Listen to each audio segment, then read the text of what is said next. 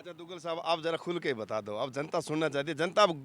जनता गुलाम बेगी और बादशाह नहीं देखना चाहती, जनता इक्का देखना चाहती है। हमारा जन्म सिंचाई पानी के लिए हुआ है। हम अंतिम सांस तक ये लड़ते रहेंगे। जब जब जरूरत पड़ेगी किसान के लिए अपने आप को फ्रंट मोड़ के ऊपर आपने बड़ी अच्छी बात कही है, मामला शांत चल रहा है। यही मैं आपसे पूछना चाह रहा हूँ और यही जनता जानना चाह रही है कि आखिर पवन दुग्गल शांत भारतीय जनता पार्टी की रीति नीति सीख गए। ऐसी कौन सी किताब आपको इतने कम समय में पढ़ा दी कि पवन दुग्गल जो आप बात कर रहे हैं उसमें बिल्कुल पार्टी की रीति और नीति और परंपरा बड़ी बखूबी नजर आ रही है। तो किसान का तो मेरे को लगता नहीं कोई धनी धोरी है, क्योंकि जब किसान फसल बोता है और बोने से लेके काटने तक किसान की तलवार जो है वो गले पे लटकी रहती है। और अब ये गुलाबी सुंडी जिस किसान की फायदे की आप बात कर रहे हो, तो वो तो जब आपकी सरकार होती है उस समय भी तो किसान की हालात यही होती है। पाइया चीनी देने से, चाय पत्ती देने से, नमक देने से अगर सरकार रिपीट हो, लोग इतने भोले भी नहीं है हिंदुस्तान के। 5 साल पहले बनाते तो निश्चित रूप से इसका रिजल्ट अच्छा आ सकता था। अब लोग सब जानते हैं कि ये जो घोषणा है ये चुनावी घोषणा। मैं समझता हूँ कांग्रेस बुरी तरह से धराशायी होगी अगर यूं किलो किलो चीनी बांटने से लोगों को अपनी ओर आकर्षित करते तो इतना राजस्थान का मतदाता भोला नहीं है। और इस समय एक बार फिर मैं मौजूद हूँ NH 911 पे, और आप देख सकते हैं इस समय NH 911 जितना शांत आपको दिखाई दे रहा है असल में उतना शांत है नहीं, क्योंकि चुनाव बिल्कुल नज़दीक है और इन चुनावों को लेकर लगातार सरगर्मियां तेज है। तो वहीं लगातार अब जनता इंतजार कर रही है टिकट वितरण का, और कब टिकट वितरण होगा और कब इस लोकतंत्र के पर्व में अपना सही मुखिया चुनने का काम करेंगे। तो इस समय एक बार यहाँ का नज़ारा दिखाना चाहूँगा। NH 911 कई मैंने यहाँ पर इंटरव्यूज़ किए हैं और इस NH 911 पे ही राजनीतिक सरगर्मियाँ हम एक अलग अंदाज में देखने चाहेंगे। आज NH 11 पे जिस शख्सियत से मुलाकात करेंगे वो शख्सियत भूतपूर्व विधायक पवन दुग्गल। दुग्गल साहब, सबसे पहले तो आपका स्वागत है NH 911 के इस कार्यक्रम में। बहुत बहुत धन्यवाद, शुक्रिया। आप सभी दर्शकों को नमस्कार। अच्छा दुग्गल साहब, चुनावी सरगर्मियाँ बिल्कुल तेज़ है। इन चुनावों के अंदर किस प्रकार की रणनीति बनाई जा रही है? भारतीय जनता पार्टी की एक बड़ी जिम्मेदारी आपको सौंपी है, किस प्रकार से जिम्मेदारी पे काम किया जा रहा है? देखिए, लगभग 2.5 महीने हो चुके हैं मुझे भारतीय जनता पार्टी में ज्वाइन हुए। इनके अंदर लगभग आप ये मानो कि जो जो कार्य यहाँ लगातार चल रहे हैं, लगातार पर्यवेक्षक कार्य हैं, चुनावी सरगर्मियाँ तेज हैं, मंडलों की मीटिंग लगातार है, बूथ लेवल तक के कार्य लगातार संपन्न किए जा रहे हैं। मैं समझता हूँ कि मुकम्मल रूप से भारतीय जनता पार्टी की तैयारी है और इंतज़ार कर रहे हैं। निश्चित रूप से इस बार लगातार तीसरी बार भारतीय जनता पार्टी अनूपगढ़ से जीत के हैट्रिक बनाने की पूरी तैयारी है। अच्छा दुग्गल साहब, जहां आप हैट्रिक लगाने की बात कर रहे हैं वहीं कयास जो है वो टिकट अलग अलग दावेदारों के अलग अलग तरीके से कयास लगाए जा रहे हैं, लेकिन जनता आपके बारे में जानना चाहती है इन कयासों में आपकी कहाँ जगह है, इन कयासों में आपकी किस प्रकार की प्लानिंग चल रही है? देखिए, हमारा काम धरातल पे कार्य करना है भारतीय जनता पार्टी के लिए। टिकट वितरण का कार्य सेंट्रल कमेटी है, स्टेट है, उनका करना है। टिकट किसको देंगे वो अभी उनकी जिम्मेवारी है, लेकिन हमारे लिए ये तैयारी है कि यहाँ से टिकट मिले, जिसको भी टिकट मिले उस टिकट को कैसे जिताए और कितने भारी मार्जिन से जिताए, ये हम सब की जिम्मेवारी है और उसी जिम्मेवारी को निभाने के लिए हम तत्पर हैं। बिल्कुल है दुग्गल साहब, जिम्मेदारी जो सौंपी जाती है तो एक आम कार्यकर्ता का भी यही फर्ज बनता है कि उस जिम्मेदारी को निर्वहन करे, लेकिन फिर भी अगर बात करें चुनाव को लेकर कांग्रेस पार्टी की जहां पर लंबी लिस्ट नजर आ रही है, तो वहीं भारतीय जनता पार्टी भी दावेदारों की दौड़ लंबी है। उस दावेदारों की दौड़ में आप अपनी भूमिका कहां सेट कर रहे हैं? आप कौन से नंबर पर खुद को देखना पसंद कर रहे हैं? देखिए, यहाँ नंबर की कोई ज़रूरत भी नहीं है फ़िलहाल। यहाँ ज़रूरत है समय के अनुसार जो भी फैसला देगी भारतीय जनता पार्टी उसके ऊपर मोहर लगाने की। मैं तो प्राथमिक सदस्य के रूप में अभी आया ही हूँ, और जहाँ तक चुनाव की बात है, अभी हमने खूब चुनाव भी लड़े हैं, MLA भी रह चुके, प्रधान भी रह चुके हैं। पार्टी तय करेगी, पार्टी जिसको भी तय करेगी, जिसकी भी पार्टी के नाम की मोहर लग के आएगी हम उसको जिताएंगे। फिलहाल ये अभी जो मामला है वो शांत चल रहा है। ऐसी स्थिति के अंदर हम लोग अपने कार्य में व्यस्त हैं और वो कार्य हमारा है बूथ स्तर पे कार्यकर्ताओं को जागरूक रखना, मुस्तैद रखना, ताकि किसी भी सूरत के अंदर कांग्रेस इसके अंदर अंतर छेद न किया जा सके कांग्रेस के द्वारा। दुग्गल साहब, आपने बड़ी अच्छी बात कही है, मामला शांत चल रहा है, यही मैं आपसे पूछना चाह रहा हूँ और यही जनता जानना चाह रही है कि आखिर पवन दुग्गल शांत क्यों हैं। क्योंकि दुग्गल साहब, भले ही आप अंदर खाते काम कर रहे हैं, लेकिन जिस प्रकार से आपने माकपा छोड़कर भाजपा में एंट्री की, एक आक्रामक रूप था आपका, लेकिन आज जनता जानना चाह रही है कि पवन दुग्गल शांत क्यों हैं। नहीं, बिल्कुल कोई शांत नहीं है। अभी कल रेगुलेशन कमेटी की मीटिंग हुई है और उस मीटिंग के अंदर जिस प्रकार से सरकार का रवैया रहा है, पानी 1390 होने के बावजूद भी इन्होंने कल दिसंबर तक 4 में 2 ग्रुप की घोषणा की है। उसका विरोध शुरू कर रहे हैं हम लोग। हमारे जो विधायक गए थे उन्होंने विरोध दर्ज करवाया है कि आप 11 बारी 2 लगातार, एक हफ्ता छोड़ के एक हफ्ता बंद के हिसाब से, और पूरे अप्रैल तक 2, 31 मार्च तक पानी दो, ताकि आगामी फसल पर्याप्त रूप से किसान निश्चित होकर कर सके। वो संघर्ष को दोबारा धरातल पे लेके आएंगे।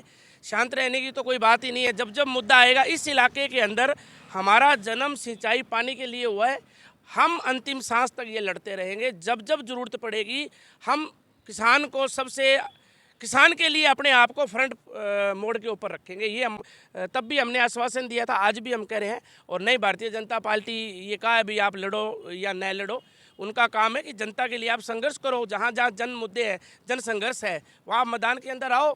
और निश्चित रूप से जिस प्रकार से आज सरकार तो छोटी मोटी चीज़ों को बंटवारे में लगी हुई है, बड़ी बड़ी घोषणाएं करके, और तेल, नमक, मिर्च, मसाले सब बांटने में लगी हुई है। जबकि दूसरी तरफ हमारे पूरे ज़िले में, और यूँ मानो नया ज़िला अनूपगढ़ के अंदर जितने भी किसान की फसल थी, उनके अंदर फसल तबाह हो चुकी है। गुलाबी सुंडी का इतना प्रकोप है कि हमने पिछले 10-20 सालों से नहीं देखा जितनी फसल तबाह है। तो हमारा काम आज वो भी है, उसके लिए भी हम लगातार संघर्ष करते आपको भी नज़र आएंगे। बिल्कुल है। जहाँ आपने गुलाबी सुंडी की बात की, किसानों की, इस समय वैसे तो अगर आप किसानों की बात करें दुग्गल साहब, तो किसान का तो मेरे को लगता नहीं कोई धनी धोरी है। क्योंकि जब किसान फसल बोता है और बोने से लेकर काटने तक, फसल को लेने तक, किसान की तलवार जो है वो गले पे लटकी रहती है। और अब ये गुलाबी सुंडी, क्या सही मायने में जो तुरंत प्रभाव से राहत चाहिए, क्या वो किसान को राहत मिलेगी? इसको लेकर किस प्रकार की रणनीति? देखिए, किसान को तुरंत राहत देनी चाहिए। किसान अन्नदाता है, देश का अन्न पेट भर रहा है, और आज किसान संकट में है। अब इसी बात को लेकर तो हम आपको कह रहे हैं कि सरकार, कांग्रेस आज जिस चीज़ को बांट रही है, मोबाइल फ़ोन को बांट रही है, आज उन मोबाइल फ़ोन के साथ इस चीज़ की ज़्यादा ज़रूरत है। आज जो पाइया, चीनी, चाय, नमक बांट रही है, उसकी बजाय इस इलाके के किसान को बचाने की ज़रूरत है। अगर अन्नदाता को बचाएंगे तो ये तो ढेर लगा देंगे, पूरे हिंदुस्तान में इतना उत्पादन कर देंगे कि आप बाहर के कंट्रियों को आप कॉटन भी भेज सकते हो, आप गेहूँ भी भेज सकते हो, आप कई चीज़ों को यहाँ से बाहर भेज सकते हो। लेकिन किसान पे ध्यान सरकार का नहीं है, और किसान पे ध्यान नहीं है, यही हम सब के लिए चिंता का विषय है। और इसी बात को लेकर हम लोग पहले भी संघर्ष करते हैं और आज भी संघर्ष के दौर में लगे हुए हैं। जिस किसान की आप हित की आप बात कर रहे हो, जिस किसान की फ़ायदे की आप बात कर रहे हो, तो वो तो जब आपकी सरकार होती है उस समय भी तो किसान की हालात यही होती है। उस समय भारतीय जनता पार्टी ये नहीं सोचती भी किसान आज पीड़ा में है। देखिए, फिलहाल मैं भारतीय जनता पार्टी में अब आया हूँ। आप देखिए अगली सरकार बनेगी तो किस प्रकार किसान के चेहरे के ऊपर खुशहाली लाएंगे। अगर यहाँ जरा सी भी किसान के ऊपर आँच आई तो फिर आप हमारा रूप भी देखिएगा, और सरकार के अंदर किस प्रकार काम होते हैं और हम काम किस प्रकार से करवाएंगे, ये भी आपको पूरी विधानसभा में अलग तरीके से देखने को मिलेगा। ये मैं पूरे कॉन्फिडेंस से कह सकता हूँ। अच्छा दुग्गल साहब, आपने तो एक झटके के अंदर ये कह दिया कि किसान, कांग्रेस सरकार है, बांटने का काम करती है, लेकिन जिस बांटने की आप बात कर रहे हो ना, कांग्रेस सरकार उसी पे सरकार रिपीट करना चाहती है। फिर वो किस प्रकार से होगी, इसको लेकर क्या कुछ कहना चाहेंगे? देखिए, अगर पाइया चीनी देने से, चाय पत्ती देने से, नमक देने से अगर सरकार रिपीट हो, लोग इतने भोले भी नहीं है हिंदुस्तान के, राजस्थान के लोग। अब सभी को पता है कि ये लास्ट बजट है। अब सभी जानते हैं कि ये जो माया है ये पिछले 2-3 महीनों के लिए है। अगर इनको कुछ देना ही था तो शुरुआती पहले बजट में देते, दूसरे बजट में देते, तीसरे बजट में देते, चौथे बजट में देते। आखिर के बजट में देने का सीधा सा है, ये लोकतंत्र के लिए बहुत गलत है। इस प्रकार आप नीतिगत फैसले करो, नीतिगत व्यवस्थाएं दो ना लोगों को। जिस प्रकार से पेपर लीक हो रहे हैं, जिस प्रकार से महिलाओं पे अत्याचार बढ़ रहे हैं, और जिस प्रकार अब किसान मर रहा है, अब तो सरेआम किसान मर रहा है, लेकिन सरकार का कहीं भी कोई स्टेटमेंट नहीं है, सरकार के किसी मंत्री का स्टेटमेंट नहीं है, सब अपने अपने चुनावों के अंदर व्यस्त है। तो ये जो हालात किसान की पैदा किए, ये किसान जानता है, और किसान के साथ मजदूर जुड़ा हुआ है, किसान के साथ प्रत्यक्ष रूप में व्यापारी जुड़ा हुआ है। किसान, मजदूर, व्यापारी तीनों इस बात को जानते हैं। मैं समझता हूँ कांग्रेस बुरी तरह से धराशायी होगी अगर यूं किलो किलो चीनी बांटने से लोगों को अपनी ओर आकर्षित करते, तो इतना राजस्थान का मतदाता बोला नहीं है। दुग्गल साहब, आपने सिर्फ किलो चीनी देखी है, मसाले देखे हैं, आपने ये नहीं देखा कि 19 जिले भी राजस्थान को बांटे हैं। सरकार तो कहती है कि हमारी जन कल्याणकारी योजनाएं जो है वो आप जनता में सही साबित होगी और सरकार रिपीट होगी। अनूपगढ़ विधानसभा में इस बार इसी को लेकर विधायक बनाया जाएगा कि अनूपगढ़ को जिला बनाने की सौगात दी है। देखिए, 19 जिले बनाए, अच्छी बात है, लेकिन जिलों का स्ट्रक्चर कहाँ है? जिलों के लिए फंड की व्यवस्था सरकार ने कहाँ की है? और जिले तो आने वाली जो सरकार आएगी भारतीय जनता पार्टी की, वो ही इसको संभालेगी, वो इन जिलों को असली मूर्त रूप देगी। उन्होंने तो केवल घोषणा की है। घोषणा भी कब की है? जब चुनाव सिर के ऊपर खड़े हैं। आज हालात ये अनूपगढ़ की मान लो, अनूपगढ़ के अंदर ये हालात है कि जहां हमारा एसडीएम बैठता था वहां कलेक्टर बिठानी पड़ेगी, जहां तहसीलदार था वहां एसडीएम को बिठाना पड़ा। सारे अधिकारी भागम भाग हो रही है, किसी को बैठने की जगह नहीं है, किसी को उठने की जगह नहीं है, और जगह जगह ये जिला लिखवाया है। ये अच्छी बात है, लेकिन जब तक पूरा स्ट्रक्चर तैयार आप नहीं करोगे, जिला बनाने में अभी हम समझते हैं कि जिले का रूप देने में इसको 10 साल लगेंगे, लेकिन भारतीय जनता पार्टी के शासन में इसको मूर्त रूप दिया जाएगा। और रही बात सरकारों की, सरकार ने किया है, सरकार ने जिले बनाए हैं, लेकिन जिले अगर 5 साल पहले बनाते तो निश्चित रूप से इसका रिजल्ट अच्छा आ सकता था। अब लोग सब जानते हैं कि ये जो घोषणाएं हैं ये चुनावी घोषणाएं हैं। अच्छा दुग्गल साहब, आप जरा खुल के बता दो, अब जनता सुनना चाहती है। जनता गुलाम, बेगी और बादशाह नहीं देखना चाहती, जनता इक्का देखना चाहती है। जनता कहती है कि जिस तरीके से एक पवन दुग्गल ने जो भाजपा ज्वाइन की थी, तो बिल्कुल टिकट की शर्तों पे ही भाजपा ज्वाइन की है। क्या कहोगे इस इक्के को लेकर? क्या कहोगे? जो इक्का जनता देखना चाहती है वो इक्का कब दिखाओगे, या फिर अब आप भी भाजपा की इन नीतियों पे बात बिल्कुल मत करो कि जिसको टिकट देगी उस पर मोहर लगेगी? आपकी मोहर जनता देखना चाहती है, उस मोहर को लेकर क्या कहोगे? देखिए, पहली बात तो ये है कि मैंने भारतीय जनता पार्टी ज्वाइन इस शर्त पे कराई कि इस इलाके में पानी की समस्या का स्थायी समाधान हो। उन्होंने मुझे आश्वासन दिया है, और सरकार आएगी तो मैं पूरे जनता को, जितने भी आपके चैनल से जुड़े हुए हैं प्रत्यक्ष से अप्रत्यक्ष से, मैं विश्वास से कहूँगा कि जैसे भारतीय जनता पार्टी का सरकार आएगी इस चीज़ का समाधान होगा। इस चीज़ के ऊपर लंबी जिद्दोजहद जो चलती आ रही है उस पर समाधान करेंगे, क्योंकि मैंने खुद तकलीफ देखी है, मैंने खुद जेलें देखी है, लाठियाँ खाई है किसान के साथ, इसलिए इस पीड़ा को मैं भली भांति जानता हूँ। अब रही बात टिकट की, आप कह रहे हो टिकट तो आएगी, किसी की आ जाए। नहीं, आपकी बात हो रही है, वो तो आएगी। हाँ, तो टिकट, मान लो अगर आपको आपकी टिकट को लेकर मंथन होता है तो? देखिए, अगर मुझे टिकट आएगी तो भी भारतीय जनता पार्टी के एक कार्यकर्ता जी जान लगाएंगे। अगर ये टिकट हमारे दूसरे साथी को मिलेगी, वर्तमान एमएलए को मिलेगी, तो भी लगाएंगे। मैं आपको ये कह रहा हूँ कि हमारा माननीय नरेंद्र मोदी जी ने एक इशारा किया है कि हमारा जो प्रत्याशी है वो कमल का फूल है। कमल का फूल जो आएगा वो खिलेगा।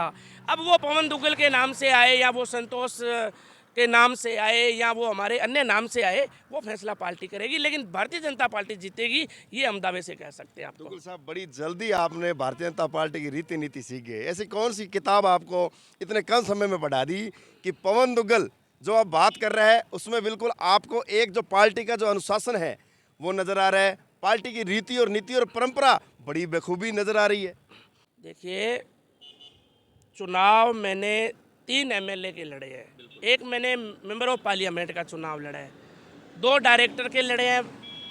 चुनाव लड़ना पवन दुग्गल के लिए कोई आश्चर्य की बात नहीं है, ये सरप्राइज नहीं है, क्योंकि ये जनता जानती है हमने खूब सारे चुनाव लड़े हैं, हारे भी हैं और चुनाव जीते भी हैं। चुनाव अगर हमें कोई टिकट, मान लो पार्टी टिकट देती है, तो इसमें अचरज की क्या बात होगी? इसमें कोई सरप्राइज की या कोई अचरज की बात नहीं है कि पार्टी लड़ा ज्वाइनिंग की है, तभी हमारे सारे सिस्टम को देख के किया है। इसलिए फिर उस बात को दोहराते हुए कि पार्टी जिस पे भी विश्वास करेगी, यहाँ भारतीय जनता पार्टी 40,000 वोट से चुनाव जीतेगी। बिल्कुल दुग्गल साहब, अब अंतिम सवाल, आप ज़्यादा समय नहीं लेंगे। टिकट वितरण में आप ज़्यादा समय नहीं रहे, लोगों की जो इंतज़ार है वो इंतज़ार भी अब खत्म होने जा रहा है। इसको देखते हुए मान लो टिकट चाहे पवन दुग्गल को मिलती है, चाहे संतोष बावरी को मिलती है, शिमला बावरी को मिलती है, अविनाश डाबी को मिलती है, तमाम जो दावेदार इस समय चुनाव मैदान में हैं, क्या इस अनूपगढ़ विधानसभा की आप और आपकी पार्टी गारंटी लेती है कि जो ये अनूपगढ़ विधानसभा क्षेत्र, ये इलाका, ये किसान, यहाँ के तमाम जो लोग हैं वो लंबे समय से जो पीड़ा सहन करें, जो अव्यवस्थाएं चल रही है, उनकी दुरुस्त करने में आप भूमिका निभाओगे, क्या ये गारंटी है? बिल्कुल, मैं दावे से कहूँगा इस बात को, और इस बात को आप हमेशा के लिए रिकॉर्डिंग भी रखोगे। जब विपक्ष में रह के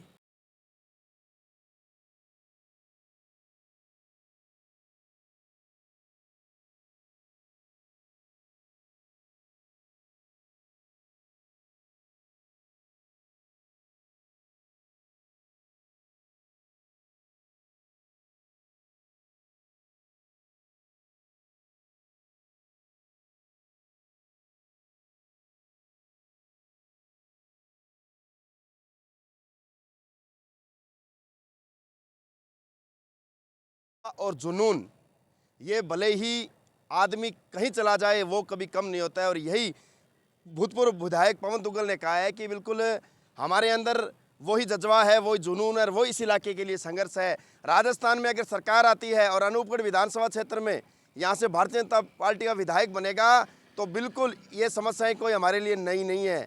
ये समस्याएं, इन समस्याओं में हमने जिया है और इन समस्याओं को हमने बड़ी बारीकी से, बड़ी नज़दीकी से देखा है। लेकिन ये तो आने वाले समय में पता चलेगा किस प्रकार से ये जो बातें हैं, ये चुनावी बातें रहकर गायब हो जाती है, या फिर ये बात। मेरे शौकी साथी दीपक के साथ रमेश मेघवाल, करसाना।